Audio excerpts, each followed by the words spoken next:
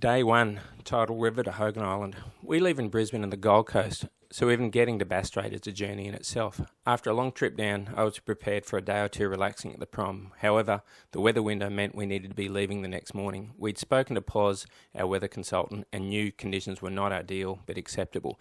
Jared slept poorly. He was stressed and apprehensive about the trip.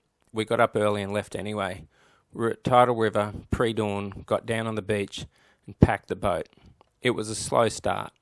Naomi, my wife, was very stressed, so was Jared. Feeling good for the day? Oh man, couldn't feel better. How are you feeling for the day? Just as good? Yeah. Yeah. We're not stressed at all. I would be lying to say I wasn't apprehensive, but I was more concerned with the completion of the trip than the fact that we might drown or get eaten by sharks. Stress and the way you deal with it is an integral part of a big adventure. An expedition like this isn't without risk, although with a good plan, well executed, the risk is minimised. Tidal River, doing as it says, running the tide.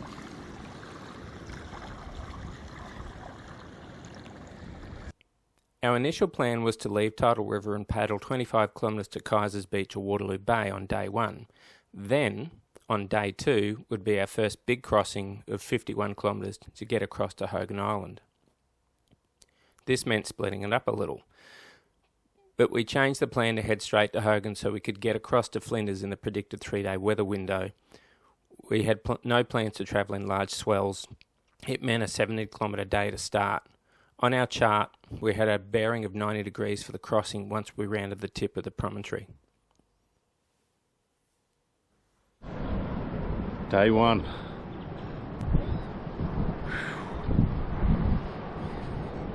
Get a load of the view.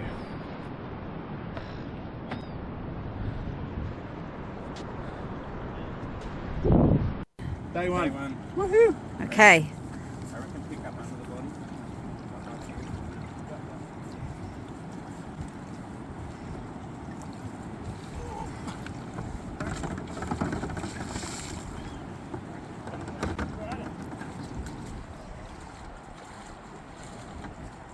Oh, that's fresh.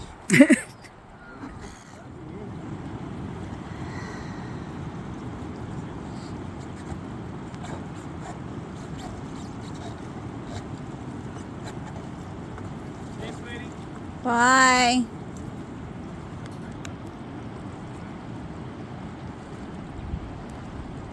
Paddle out through the surf isn't too bad.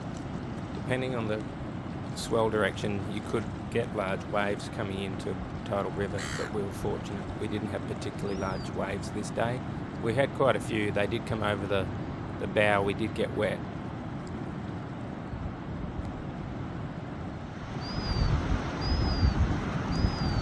It must be interesting for support, family and friends watching you paddle out on something like this, knowing they're not going to see you for some time, and they don't know what's happening during the day.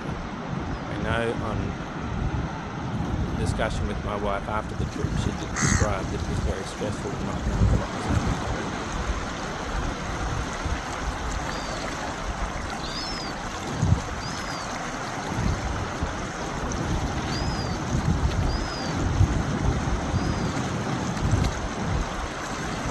Going through this part for us was pretty exciting. We started with the surf wasn't too bad. The boat was loaded up with 8 kilos of gear. We handled the waves pretty well. The Mirage 732 is a very stable boat, quite fast. Well suited for an expedition like this.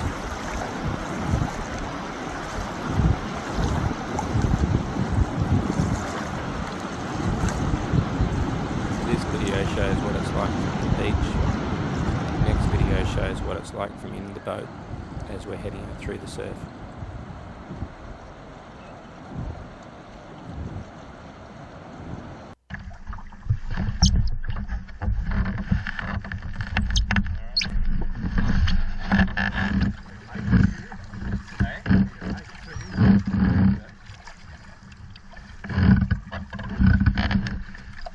Looking at setups for cameras could be something to think about before doing a trip like this.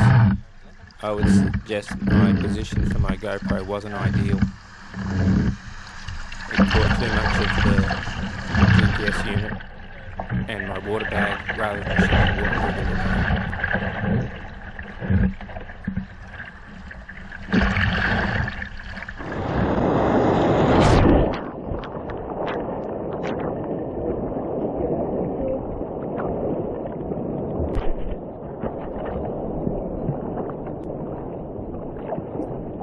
once we got out through the surf zone, we certainly felt more comfortable. Beautiful.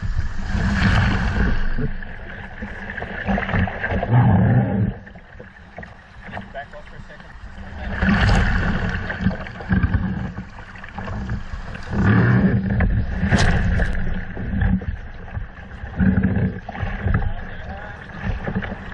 Some expeditions that I've watched only made it around to the next beach from Tidal River after being set back by the waves and the swell and the wind coming around the tip of the prom.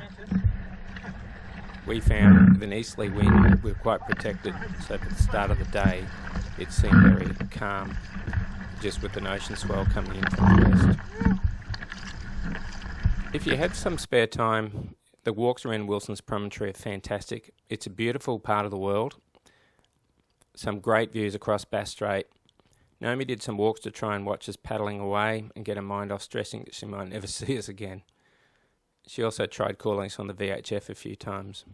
When we came around the tip between Wattle Island and Wilson's Prom, we hit the headwind, then bouncing swell and waves. It was mayhem for almost an hour until we were clear of the headland into the open swell. I think the thought hit us both that if this was what it would be like for 300 kilometres, we were in for a rough time. But after getting clear of the headwind, the wind stopped, the bouncing swells off the headland disappear and the following swell is more consistent. The conditions all vary depending on the prevailing wind and swell directions and tides. We now set our bearing for 90 degrees and off we went. Oh well, we're going to say goodbye to the mainland. Are you happy with that? That's 90? That's dead on 90 there. There are several pinch points along the trip where this will occur. This is the first when leaving Tidal River. Approaching Hogan Island is the second. Deal's okay on approach, but Flinders approach is bad. The other area is around Clark Island, which can be problematic with swells and current. It feels surreal when you're paddling off to a distant point and you can't see where you're going. Being in the middle of the ocean with no land in sight can play with the mind a little, especially in the kayak. We've been told we'd not be able to see Hogan Island until 10 k's out. Other reports suggested 20. We could see it at the 40k mark. We also had an albatross visit us on the first day, and he continued to follow us for the next 3 days, which was pretty cool. Coming into Hogan, we decided to approach around the north. Oh yeah, cool. This was mainly due to the current wind direction and potential swell impact coming in from the south. It was daunting. There was swells crashing into the western cliffs of the island. Once again, it was pretty rough as we went through the channels. However, we knew this as Poz had told us to expect it.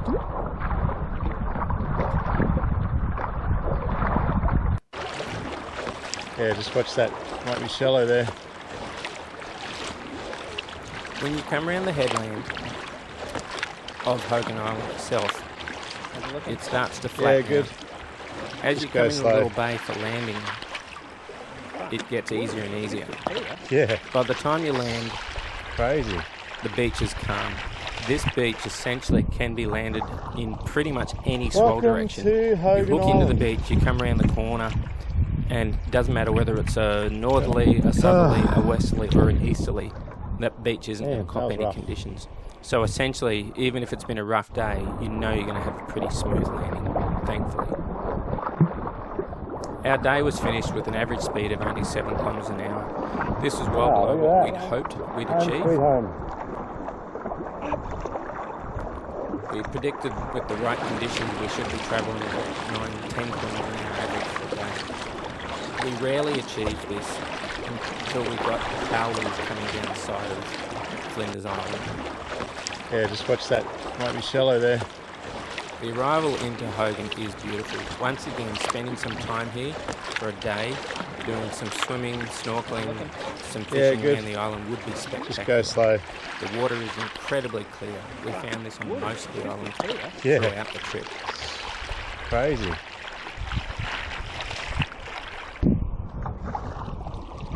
Welcome to Hogan Island.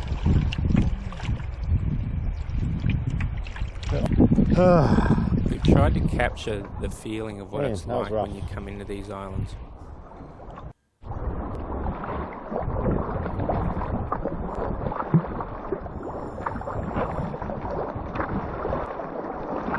Oh, look at that. Home sweet home. After a hard day of almost 11 hours, the legs don't want to work as you get out of the boat. You try to get out fairly slowly, get the legs moving before getting out of the water. We chose the method of just coming in, getting out in knee-deep water rather than beaching the boat hard. I like to look after my boat. I'm not keen on the idea of smashing into rocks and sand.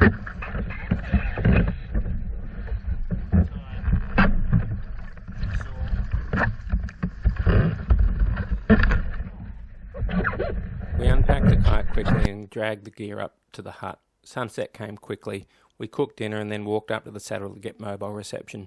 Poor Jared walked all the way to the top of the ridge line, not realising that the reception was available 100 metres from the hut. Jared's wrist was giving him some trouble, so we taped it up for support.